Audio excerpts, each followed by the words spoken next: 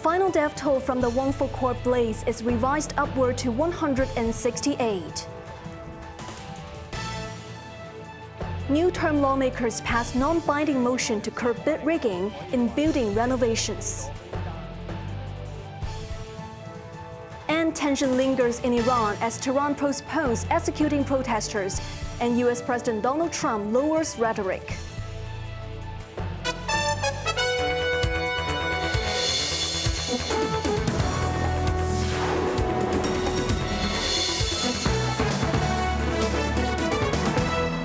Good evening, you're watching Cable News. I'm Evan Bai. The death toll from November's catastrophic Wang Fuk Court fire has been finalized at 168 people, authorities announced today, concluding a grim weeks-long process of forensic identification. Security Secretary Chris Tang stated that all victims have now been identified through advanced scientific means, including dental and DNA testing, and all missing persons cases linked to the disaster have been resolved.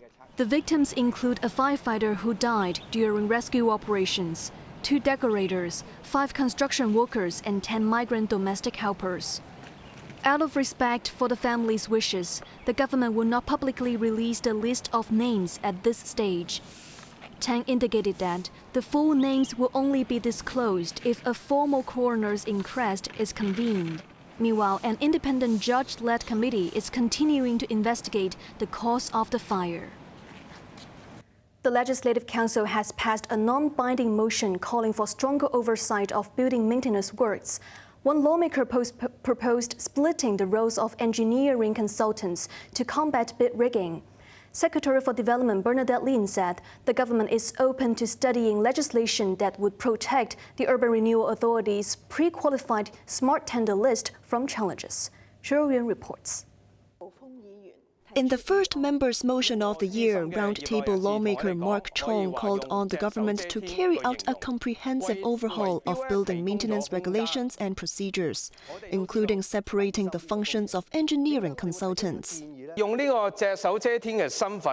Chong highlighted that engineering consultancy firms currently hold excessive unchecked power, leaving ample room for bid rigging. He proposed that preliminary consultancy work and on-site supervision and acceptance be handled by different companies, allowing mutual monitoring and reducing opportunities for collusion and illegal acts. DAB's Chan Hock Fong suggested the government or the Urban Renewal Authority directly appoint engineering consultants for owners' corporations to prevent consultant criminal collusion and eliminate bid rigging risks. He stressed that government intervention is essential to break up rogue groups that rig tenders and exploit owners. Secretary for Development Bernadette Lin said the government's proposed pre-qualified list for engineering consultants and contractors under the URA's smart tender scheme would help distinguish reliable firms from problematic ones. She added that if the fairness of the list is ever challenged, the government is open to studying legislative backing. Cheryl Yun, Cable News. The consumer watchdog has called for a major overhaul in how businesses serve elderly customers after receiving over 9,000 complaints in the past 3 years, including a case where a pensioner was sold 2 decades worth of beauty treatments. Kun Ting Yang has more details.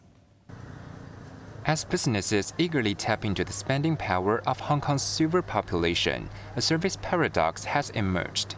The Consumer Council reviews that the very group is being poorly served, with senior shoppers regularly face unfriendly service, confusing technology, opaque contracts, and high-pressure sales tactics. Between 2023 and 2025, the watchdog received 9,206 complaints from seniors, with the majority concerning price and charge disputes. In one case, a woman in her 70s was pressured by a beauty salon into purchasing over 550 treatments for more than $400,000, a volume requiring over 20 years to use. The salon only partially refunded after complaint. Another involved an octogenarian who bought a smart TV after being promised an in-home tutorial but received no guidance after installation. Free lessons were only arranged after the council's intervention. Other complaints include a senior misled about eyewear pricing, where a clerk quoted the price for a single lens, not a pair, resulting in a final bill far over budget. In response, the Council urges more empathetic, age-friendly policies. The Council urges traders to provide tailored support for senior consumers. Firstly, when promoting smart products, traders could enhance after-sales service and technical support, such as providing clear demonstration during installation and explaining patiently. Secondly, explain complex contract terms clearly and enlarge the font size of printed documents for senior consumers to read. Furthermore, be compassionate and only recommend products and services suitable for the needs and abilities of senior consumers. Older consumers and their families are advised to purchase strictly according to need, verify whether quotes are for single items or pairs, and seek help to review complex contracts and bills. Kun Tingyang, Cable News. A total of 61 million air passenger trips were made to and from the city in 2025, rising 15% year-on-year, according to the Airport Authority. The authority attributed the growth to the Christmas peak season in December, during which the airport handled 5.8 million passengers, marking a 13.5% increase from a year earlier.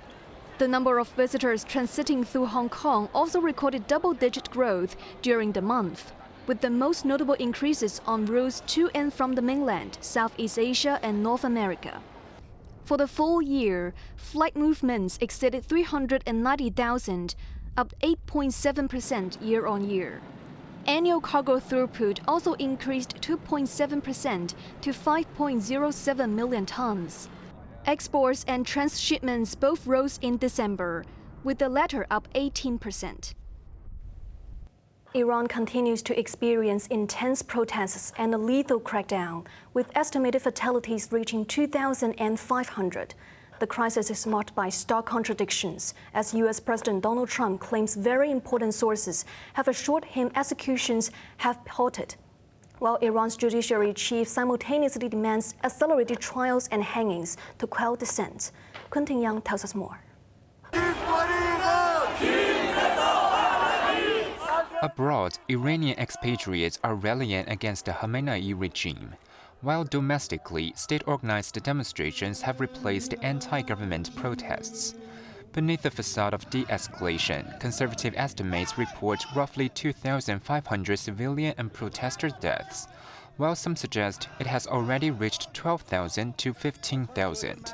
A near-total week-long internet blackout has obstructed independent verification.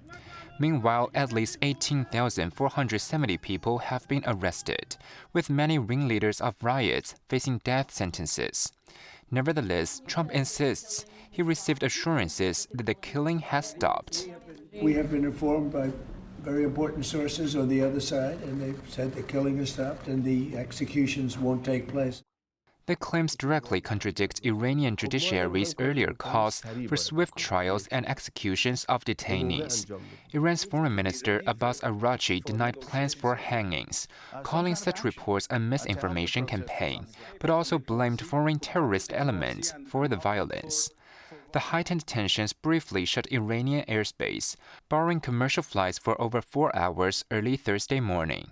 Aviation monitors warned the closure could signal possible missile launches or air defense activity, forcing international carriers to reroute flights. Fearing further escalation, a growing list of nations, including the US, UK, joined by Spain, Italy, and Poland, is urging their citizens to depart immediately. The UK has also temporarily closed its embassy in Tehran. Kun Tingyang, Cable News. Meanwhile, a U.S. Navy supercarrier is now steaming toward the Middle East as President Donald Trump weighs military actions against Iran. Kun Tingyang continues the report. The nuclear-powered USS Abraham Lincoln and its strike group have reportedly altered course from the South China Sea toward the Central Command region, a move that would fill a critical deterrence gap within a week. Should action be ordered, planners are reportedly considering a repeat of last year's lightning action, striking core units of Iran's Islamic Revolutionary Guard Corps that suppressed protests, along with economic assets tied to the country's leadership. However, as many IRGC targets are embedded in urban centers, military analysts note a direct bombing campaign carries a high risk of civilian casualties, which the US would likely to avoid, as it could backfire politically. Instead, officials may consider standoff strikes launched from submarines in international waters using Tomahawk cruise missiles, or from aircraft operating in and out of Persian Gulf bases. In response, Iranian officials have warned neighboring countries hosting US bases of potential retaliatory strikes. The US has already withdrawn some personnel from Al-Udeid Air Base in Qatar, its largest military facility in the region. Quentin Yang, Cable News. Another construction crane has collapsed onto a Thai highway, killing 2 people, just a day after a falling crane in the country's northeast left 32 people dead. Dashcam footage captured a crane being used to build an elevated highway suddenly collapsing onto the busy road below, crashing 2 cars as several following vehicles braked sharply. The Thursday incident happened just outside Bangkok in Samut Sakhon province. The local transport department said the building company involved in the crane failure was the same firm linked to Wednesday's fatal crane collapse in northeast Thailand. At least 32 people were killed and 66 others injured in Wednesday's incident. Prime Minister Anutin Charnvirakul called for blacklisting the construction firm and enforcing tougher safety regulations. A White House meeting between Greenland, Danish and United States officials ended in stalemate, with Danish Foreign Minister Lars Løkke Rasmussen noting a fundamental disagreement over the future of Greenland. US President Donald Trump continued to insist that control of the Arctic island is vital to American national security. Shoruyun reports. Danish Foreign Minister Lars Løkke Rasmussen and Greenland's Foreign Minister Vivian Motzfeldt held talks at the White House with US Vice President J.D. Vance and Secretary of State Marco Rubio. The 1-hour meeting concluded without any narrowing of the gap between the two sides. The discussions focused on how to ensure the long-term security in Greenland. And here our perspectives continue to differ, I must say. The President has made his view clear, and we have a different position. The only concrete outcome was an agreement to establish a working group that will try to address the differences. Speaking later to Fox News, Rasmussen firmly rejected American concerns about growing Chinese influence in Greenland. There's absolutely no Chinese investments in Greenland. When I served as Prime Minister, I served Prime Minister twice. We avoided any kind of Chinese investments in infrastructure. 10 years ago, the Road and Belt Initiative, what you have seen in Africa, we avoided all that. Trump, meanwhile, showed no sign of backing down. He reiterated that the United States has no intention of giving up its options regarding Greenland. Greenland is very important for the national security, including of Denmark. And the problem is not a thing that Denmark can do about it if Russia or China wants to occupy Greenland. But there's everything we can do. You found that out last week with Venezuela. Shoruyun, Cable News.